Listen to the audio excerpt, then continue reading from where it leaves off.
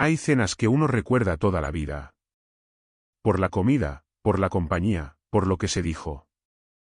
Yo voy a recordar esa cena toda mi vida por lo que no se dijo. Por lo que yo sabía y ellos no sabían que yo sabía.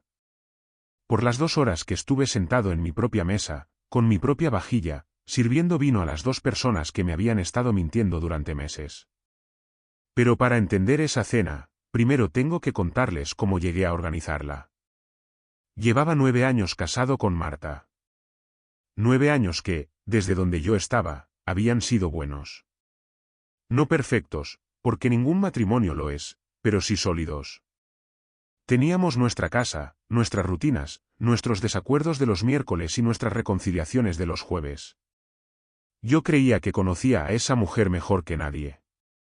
Creía que después de 9 años era imposible que hubiera algo grande que yo no supiera.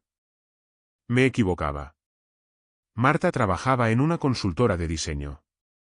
Tenía un equipo pequeño, clientes variados, y una agenda que a veces la llevaba a reuniones fuera de horario que yo nunca cuestioné porque siempre habían sido parte de su trabajo desde antes de conocernos. Era buena en lo que hacía. Apasionada, creativa, de las que se quedan pensando en un proyecto cuando ya están en casa y en teoría han desconectado. Rodrigo era uno de sus clientes. Lo había mencionado alguna vez, de pasada, como se menciona a alguien que forma parte del paisaje profesional pero no tiene más peso que eso. Un nombre entre muchos. Nunca le puse cara hasta que me la puse de una forma que no olvidaré. Fue un sábado por la mañana. Marta había salido a hacer recados y me había dejado su tablet en el salón. Yo la usé para buscar algo completamente mundano, una receta creo, y al abrir el navegador me encontré con que su aplicación de mensajes estaba abierta en segundo plano. No busqué nada. No entré a investigar. La conversación estaba ahí, en la pantalla, visible antes de que yo pudiera apartar la vista. El nombre en la parte superior de la pantalla era Rodrigo. Leí 3 líneas. Solo 3. Y con 3 líneas tuve suficiente para entender lo que llevaba meses pasando delante de mí sin que yo lo viera. Dejé la tablet exactamente donde estaba. Me levanté. Fui a la cocina. Me serví un vaso de agua que no me bebí y me quedé de pie frente a la ventana mirando el jardín durante un tiempo que no supe calcular. Cuando Marta llegó a casa la encontró todo igual que lo había dejado. Yo estaba en el sofá con un libro abierto que llevaba 20 minutos sin leer. Le pregunté si había ido bien. Me dijo que sí. Comimos juntos. Vimos algo en la televisión. Nos fuimos a dormir. Ella no sabía nada. Y yo necesitaba que siguiera sin saberlo durante un poco más de tiempo. Durante los días siguientes procesé lo que había visto con una calma que me sorprendió a mí mismo.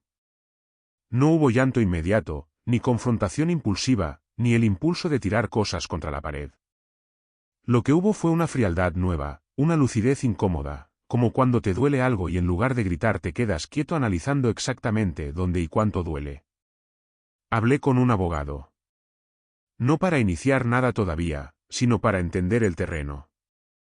Para saber qué implicaba cada decisión antes de tomar ninguna.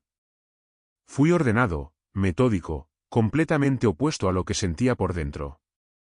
Y entonces, en algún momento de esa semana, se me ocurrió la cena. No fue un plan elaborado desde el principio. Fue una idea que llegó sola y que cuanto más la miraba más sentido tenía. Yo quería ver a Rodrigo. Quería verlo en persona, en mi casa, en mi mesa, mirándome a los ojos mientras yo sabía exactamente lo que él había estado haciendo. Quería observarlos a los dos en el mismo espacio sin que ninguno supiera que el suelo que pisaban era de cristal. No era venganza. O quizás sí lo era, pero de un tipo muy específico. Del tipo silencioso. Marta tenía la costumbre de invitar a clientes a cenar en casa ocasionalmente.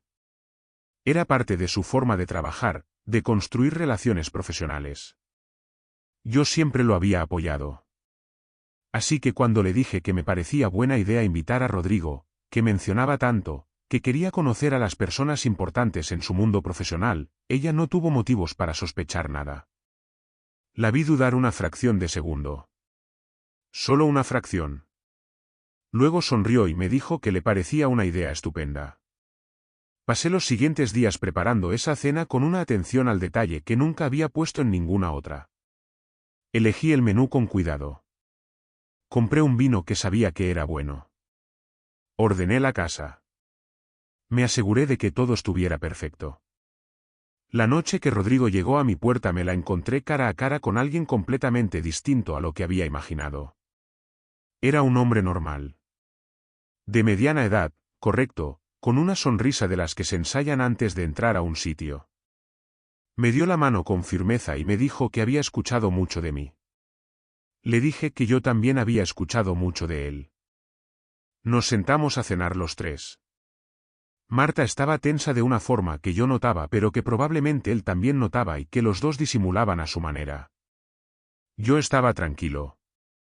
Más tranquilo de lo que ninguno de los dos esperaba que estuviera, aunque ellos no supieran por qué debería estar de otra forma. Hablamos de trabajo. De la ciudad.